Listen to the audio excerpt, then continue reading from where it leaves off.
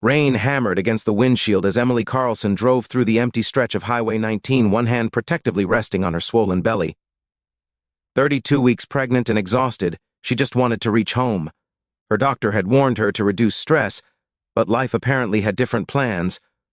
Her headlights sliced through the darkness, revealing nothing but endless road, until suddenly blue and red lights exploded behind her. A police cruiser. Emily's heart jumped.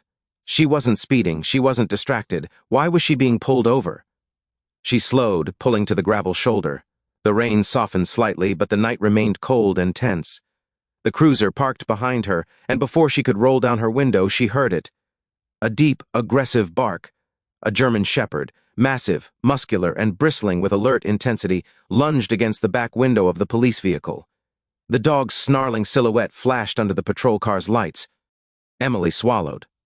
"Why is he barking at me?" A tall officer stepped out, adjusting his rain-slicked jacket. His expression was unreadable as he approached. Behind him, the canine continued barking wildly, snapping, growling, and pushing its snout against the glass like it wanted to break free. The officer reached Emily's window. She rolled it down slowly. "Ma'am," he said, leaning closer, eyes narrowing.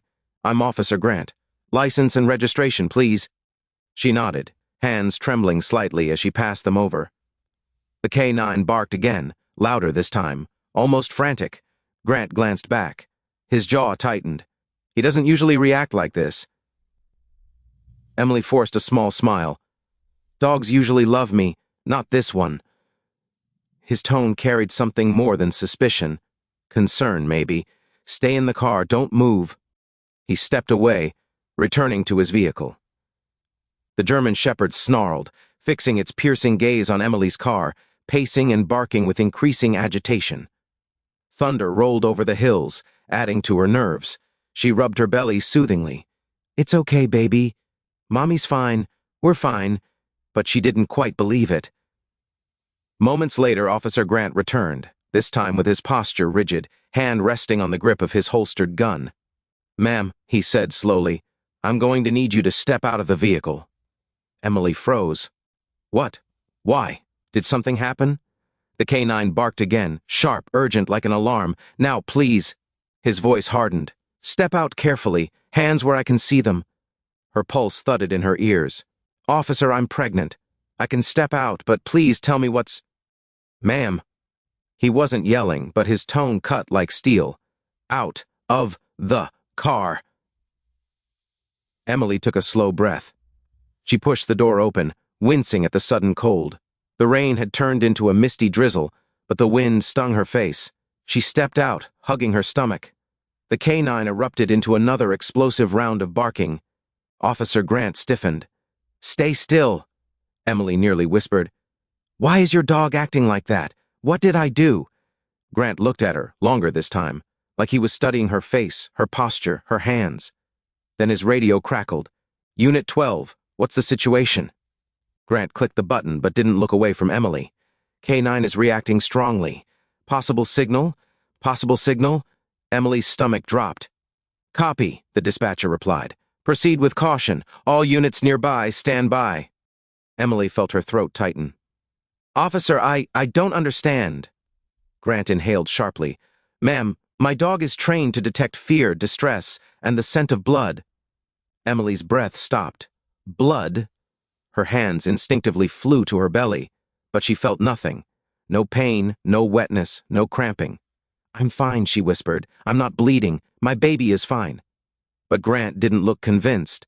The German shepherd scratched desperately at the window, barking louder than ever, something primal, urgent, almost panicked. Then Grant said something that made her skin crawl. "He's also trained," he continued slowly, "to detect the presence of another person inside a vehicle, dead or alive." Emily staggered backward. "What?" The officer raised his flashlight, shining it inside her car. His brows furrowed. His body went rigid. "Ma'am." He stepped closer to the door, hand now fully gripping his weapon. "What is that under your passenger seat?"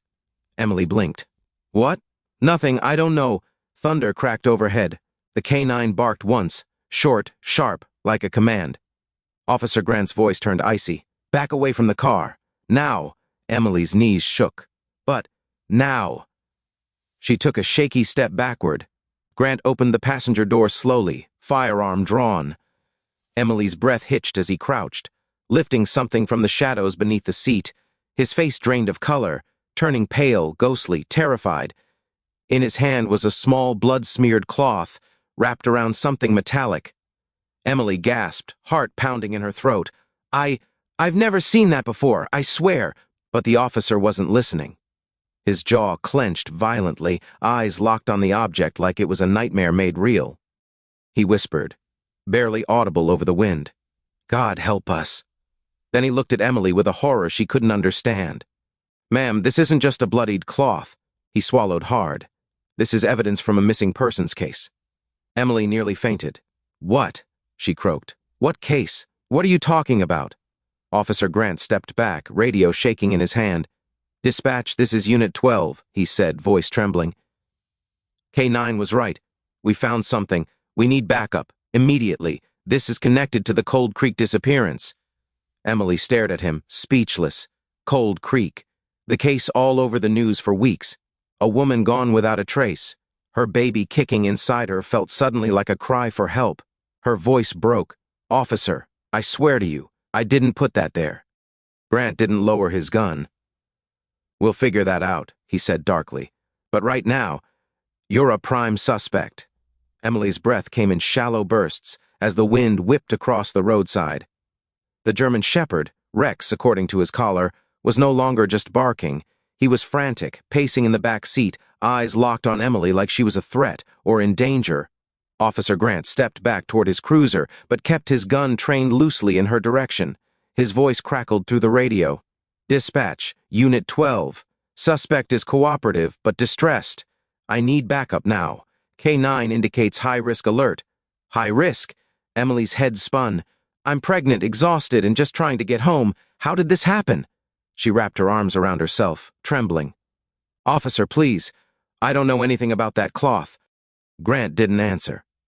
He moved to the front of her car and shined his flashlight again, scanning the seats, the dashboard, the floor. Then, another bark from Rex. Short, forceful, warning. Grant froze. "Rex doesn't make that call unless he's detecting something else," he muttered. Emily tried to steady her shaking voice. "Detecting what?" Grant didn't look at her. Movement. Emily felt all the air leave her body. Movement. Inside her car. But there was no one. She'd been alone for hours. She'd stopped only once, at a small gas station near the county line. She'd grabbed water and a sandwich. She'd used the restroom. Someone could have... No, impossible. I would have noticed, wouldn't I? Grant suddenly motioned her back. "Ma'am, I need you to stand near the cruiser. Behind it." Emily backed away slowly. Her heart thundered beneath her ribs, each beat painful. She could feel her baby shifting restlessly, as if sensing her fear. Grant opened her back door, gun raised, flashlight stabbing through the darkness inside her SUV. "There's something," he whispered, leaning closer. Emily could barely breathe. He reached inside, slowly, carefully, and lifted a folded black jacket from the floor. He shook it open. A heavy metal object tumbled out and hit the ground with a dull thud.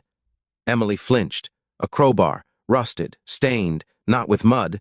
Grant stiffened. Blood. Emily backed up until her shoulders hit the cruiser. "This isn't mine," she cried. "Officer, I don't own a crowbar." Rex let out a low growl. Grant's jaw tightened. "Ma'am," he said, "we need to talk about where you've been tonight." "I told you. I went to my prenatal checkup in Greystone, then I drove straight home." Grant stared at her, sharp, calculating. "No stops." "One," Emily whispered. "The gas station." Grant cursed under his breath. "That's exactly where the victim was last seen." Emily's skin chilled to ice. "You think I kidnapped her?" she shouted, voice breaking. "I'm 8 months pregnant." Grant didn't blink. "Criminals come in all forms, ma'am." She stared at him in disbelief. The world felt unreal, like she'd stepped into a nightmare she couldn't wake from. Rain soaked her hair, her clothes, her shoes. Her baby squirmed anxiously. "Please," she begged, "just search the car, fully. I have nothing to hide." Grant hesitated, then nodded. He kept her where she was, one hand on his gun, the other pushing a button to unlock the rear of her SUV. The trunk swung open. Emily expected to see nothing. Empty space, maybe some grocery bags. But instead, Grant's flashlight caught something that made him jerk backward. A duffel bag, black, stained, partially unzipped. Emily's voice came out in a trembling whisper. What is that?" Grant didn't answer. He pulled the zipper. Emily screamed. Inside were bundles of rope, duct tape, gloves, and a cell phone, white, cracked, splattered with dried blood. Grant picked it up with gloved hands. The back was engraved with a name, Marla Kensington, the missing woman. Emily staggered in horror, tears streaming. No, I've never seen that bag before. I swear." Rex barked, a piercing, urgent sound that echoed into the dark. His paws scratched violently at the glass again. Grant took a shaky step back, staring between Emily, the bag, and the cell phone. "This is worse than I thought," he muttered. Emily felt her legs giving out. "Officer, please believe me." He raised his gun again, not at her but at the car. "Ma'am, the K9 is detecting a live scent. Someone is, or was, in this vehicle recently." Emily's stomach twisted. Her breath grew shallow. Then, a faint sound, soft, muffled, coming from the trunk area. "Did you hear that?" Grant whispered. Emily nodded slowly, terror clawing up her spine. Rex barked again, short, sharp, directional. The sound came again, a weak thump, barely audible. Grant moved closer, sweat mixed with rain on his forehead. He lowered his head to the trunk space. "Hello?" he called carefully. "Is someone in there?" Silence. Then, a faint, broken whisper. "Help. Me." Emily's heart stopped. Grant's whole body jolted. His gun dropped slightly as he ripped the remaining panel off the trunk wall. A cramped hidden compartment was built into the car's structure, one Emily had never known existed. Inside, a woman's pale, shaking hand slid weakly into view. Grant gasped. "Oh my God." Emily felt her knees buckle. The missing woman, Marla Kensington, was in her car, alive, barely. Her voice cracked with desperation. "Please, don't let him find me. Please, he'll kill us both." Grant froze. Who did this?" Marla's trembling finger pointed, not at Emily, but past her, into the darkness behind the cruiser. Emily turned slowly. Her breath choked in her throat. A shadowed figure stood across the highway, motionless, watching them. As lightning flashed, she saw his face. Someone she knew, someone who should have been hundreds of miles away. The shot ripped through the night like lightning, tearing the sky apart. Emily squeezed her eyes shut, arms instinctively wrapping around her belly as she braced for the burning impact. But it never came. Instead, a roar echoed across the highway. "Rex!" The German shepherd launched himself between Emily and the bullet, his massive body colliding with hers and knocking her to the ground. The two fell hard onto the wet gravel as the bullet whizzed overhead and slammed into the cruiser's rear windshield, exploding glass across the road. "Rex!" Officer Grant shouted. Emily gasped for breath, her heart thundering as Rex stood over her, teeth bared, growling so viciously he sounded like something summoned from the depths of war. The hooded man clicked his tongue. "Teach. Annoying mutt." He raised his gun again, but Grant fired first. A burst of gunfire split the storm. Sparks flew as bullets slammed into the asphalt near the attacker's feet. The hooded man dove behind a tree, vanishing into the shadows. Grant grabbed his radio, voice frantic. "Dispatch! Shots fired! Officer under attack, multiple suspects, backup now, static." No response.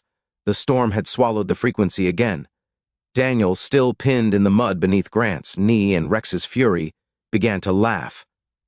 A low, broken, chilling laugh. "You're too late, officer. He's not alone." Emily forced herself to sit up, pain shooting through her hip. "What do you mean?" she cried. "Daniel, who is that man? Why did he call you brother? What is going on?" Daniel's smile twisted, blood smeared across his teeth. "You really thought I traveled to Chicago alone? You thought business trips were work?" He chuckled darkly. "I wasn't working. I was meeting him, my real partner." Emily's stomach twisted. "Partner in what?" Grant slammed Daniel's head down again. "Shut up!" Daniel ignored him. "Emily," his voice turned poisonous. "Marrying you was the biggest mistake I ever made. You ruined everything. You ruined my life.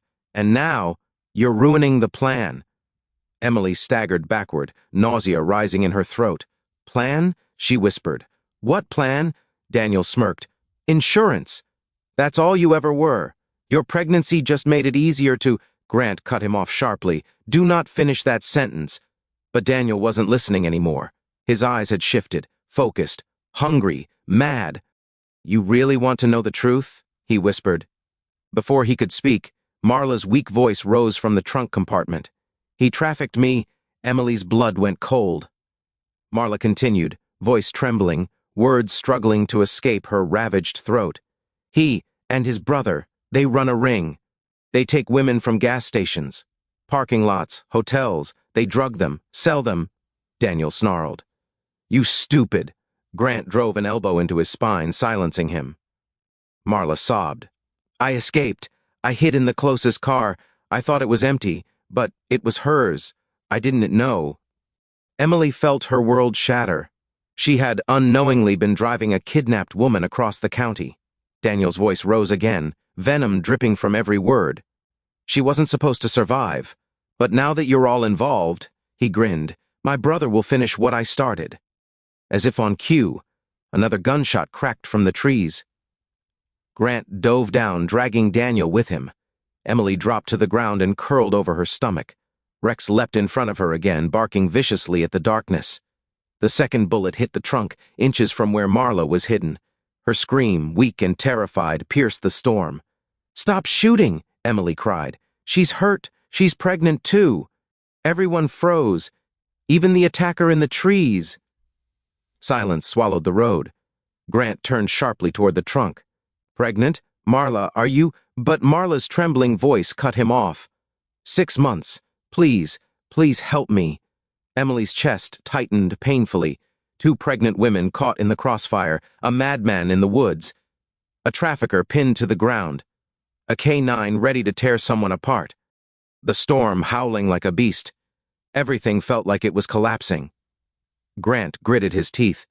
Emily, he said urgently, listen to me. You need to get Marla out of that trunk and away from the road. Go behind the cruiser. Keep low. I'll cover you. Emily swallowed hard. But what if he shoots again? Rex nudged her hand with his nose. Protective, steady. He would shield her. He would shield the baby. And Marla— Grant made eye contact with the dog. Rex. Guard. The German Shepherd stood tall, muscles tense, eyes burning.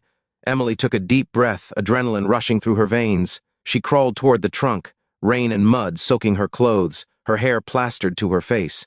Every second felt like borrowed time. Grant fired another warning shot into the trees. Stay back, he shouted. No response. Only the storm. Emily reached Marla, who lay half unconscious inside the cramped compartment. Her skin was pale. Her eyelids fluttered. I've got you, Emily whispered. I promise, I've got you. She reached in, hands trembling, lifting Marla carefully. The woman let out a weak cry of pain, clutching her swollen stomach. Emily's voice cracked. I know. We're going to be safe. Just hold on. Together they crawled behind the cruiser. Rex followed closely, shielding them with his body. Then, a rustling in the trees, quick, sharp, close. Grant's head whipped toward the sound. He raised his gun, but someone else stepped out. Not the hooded man, someone bigger, broader, wearing the same jacket. Another brother. The attacker's voice echoed coldly across the road. You should have stayed out of our business, officer. Grant stiffened. Emily's mind screamed. There were 2 of them the whole time. The second brother raised his gun. Time to finish this. Emily's breath stopped. And then, Rex charged. Rex shot forward like a missile, muscle, fury, and instinct exploding at once. The second brother fired. The gunshot thundered across the highway. Emily screamed. Grant dove. Marla clutched her belly and curled into Emily's arms, but Rex didn't stop. The bullet grazed his shoulder, blood spraying through the rain. But the German Shepherd didn't even falter. His jaws clamped around the attacker's wrist before the man could fire a second shot. The gun flew from his hand, clattering across the pavement. Rex, hold! Grant shouted. But the K-9 wasn't letting go. He was fighting for more than protocol, for Emily, for Marla, for the unborn babies. The attacker roared in pain, flinging his arm wildly, trying to shake the dog off. The storm intensified, wind howling, rain pelting the road like needles. The first brother, Daniel, took advantage of the chaos. He twisted violently under Grant's knee, driving his elbow into the officer's ribs. Grant gasped. Daniel shoved him hard, rolling away through the mud. Emily saw him stand, swaying, drenched, furious. His eyes locked on her.